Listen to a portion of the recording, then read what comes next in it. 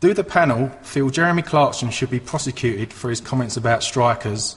And if found guilty, should he be taken outside and shot?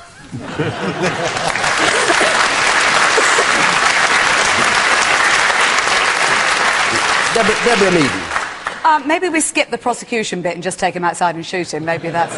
No, obviously, I mean, we've all been discussing this today, and I think the truth of the matter is I didn't like what he said, but I'd hate to live in a society where somebody couldn't make that comment, and we can all of us say it was an awful, awful thing to say. It wasn't fun. I didn't think it was funny. Maybe some people did think it was funny, but he's apologised, and I think that says it all to me. He, at the end of the day, didn't think it was the right thing either. Okay.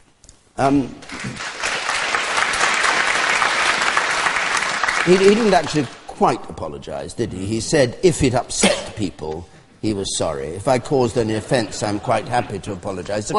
It's the kind of apology Ken Clark made when he was attacked for what he said about rape. But he did upset people. I obviously upset a lot of people by what I said. So I'm sorry if I did, by the way I put it. It's not quite like saying I'm sorry I said it, but anyway. Yeah, that's about right. Yeah. I don't know. Well, we'll come to you. Mary Bouston. Well, I don't want to be po-faced about this, but I actually have been to a country where people are shot for being trade unionists. They are taken out in front of their family and shot. That's Colombia. It's the most dangerous place in the world to be a trade unionist. And therefore, scores of trade unionists are killed or disappeared, tortured, murdered because they are trade unionists. And I would simply say that Jeremy Clark just translate strikers or public sector workers for another group in society who should be taken out and shot, and then see if it's funny. I don't think it's funny. Did you see it, by the way? I've seen a replay of it. Did you see what he said first? Because he said it must be taken in context. First of all, he's saying it was wonderful, the strikes. It was so good.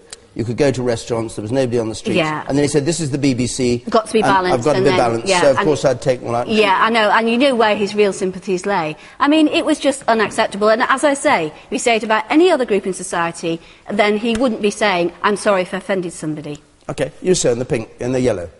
Yeah, I think you could quite easily tell, though, he's just taking the mickey from that. And to be honest with you, we don't live in Colombia, we live in England, where you can get away saying this sort of thing. And I really do think there's been a big sense of humour failure on the part of the Labour Party and the unions.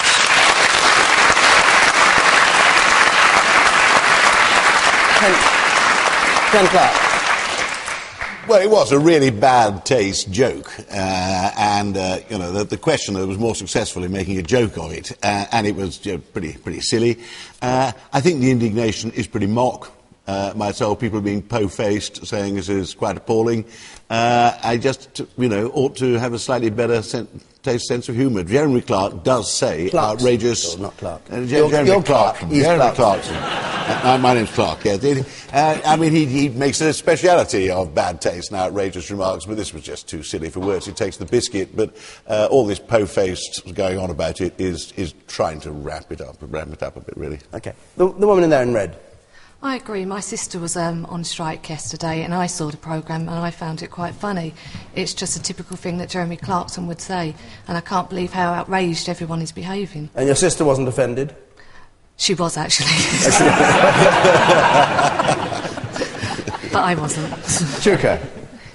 Well, I think I'm kind of angry that we're discussing Jeremy Clarkson, because actually the issue, the industrial action yesterday, is a far bigger one than Jeremy Clarkson, and in a way...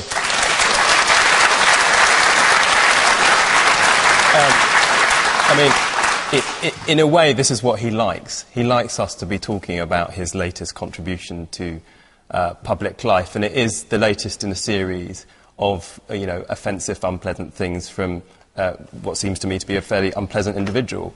And one thing that I don't understand is, what is the big deal with Jeremy Clarkson? Where's the big talent?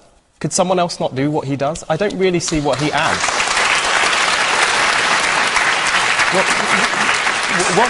What does he add? Why do the BBC seem to think he is this, amazing person? Because he gets huge audiences? Because we've had more questions about this than any other subject, apart from the strikes, which we'll come to. I'm not sure whether... There must be something there. I'm not sure whether that's a determinant as to whether somebody has talent. Right. Well, his lawyers can write to you themselves, I won't...